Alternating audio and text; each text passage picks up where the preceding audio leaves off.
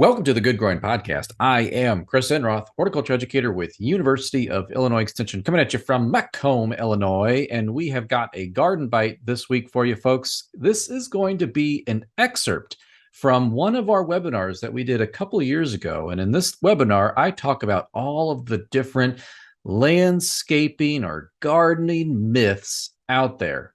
And are they true or not true? Well, in this excerpt, we are going to be talking about landscape fabric, miracle product or nuisance. So go ahead and give it a listen. If you want to watch the entire webinar in full, including all of the myths that we dive into using science as our way to gauge whether they are true or not true, I will leave a link to that below in the show notes. And with that, enjoy. All right, folks, that was soil. Now let's talk about cultural practices. Aha, it's a cover-up. In this scenario, we have landscape fabric, everyone's favorite thing, right? We laid this on top of the soil to keep weeds down while letting water and oxygen through. Folks, are you users of landscape fabric or are you not? Not much love for landscape fabric here. And I can tell you why, folks. Yeah, they work for a little bit. As a landscaper, we often say as long for that warranty to be done in that year's time. But research has shown that over time, the pores in landscape fabric fill with soil particles, which then makes it impervious to water and air. And if there's one thing we know that our plants and a healthy soil need is a good water and air exchange from the atmosphere into the ground. So additionally, what happens is weed seeds blow in and grow on top of the fabric. Folks, I could not talk about this without showing you my own little experiment. So in my backyard, we recently moved into this home. This would have been back in 2013. Lots of lawn. You know, I don't like to mow. So what are we going to do? Well, we're going to try to transition away from lawn into some planting beds. Now, what we did here is we did one half of the yard in landscape fabric, as you can see here. You know, we graded it and leveled it and began planting some things. And then we did the other half without landscape fabric. Now, in this case, I was kind of comparing between landscape fabric and cardboard. Now, I know that there is definitely some drawbacks to using cardboard in the landscape.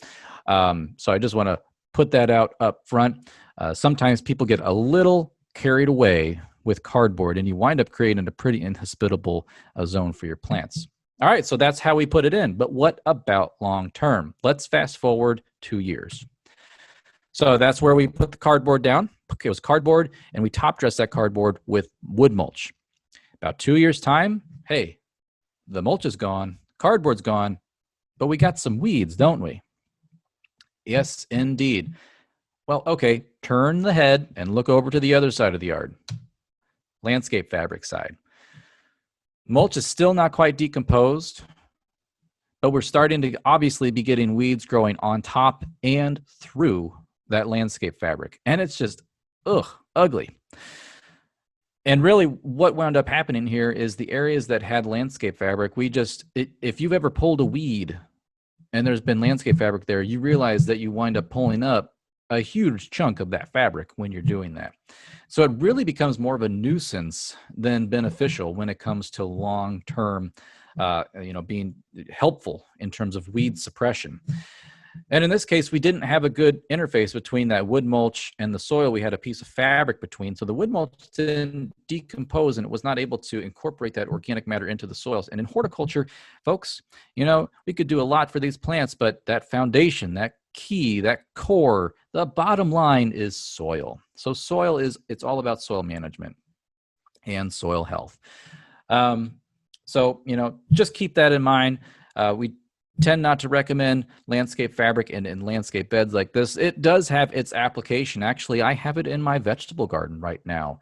It sits between where the plants grow. So it works really well in those settings where I can easily take it up, remove it, put it down again some other time. So it has its application, but just be cautious. And especially if you are an avid gardener and you like to add new plants, take out plants, you're always throwing things in and pulling things out, the fabric just gets in the way. So again, there you have it. That's the story. Well, that was some interesting information about landscape fabric now, wasn't it? Well, listeners, thank you for doing what you do best, and that is listening, or if you're watching this on YouTube, watching. And as always, keep on growing.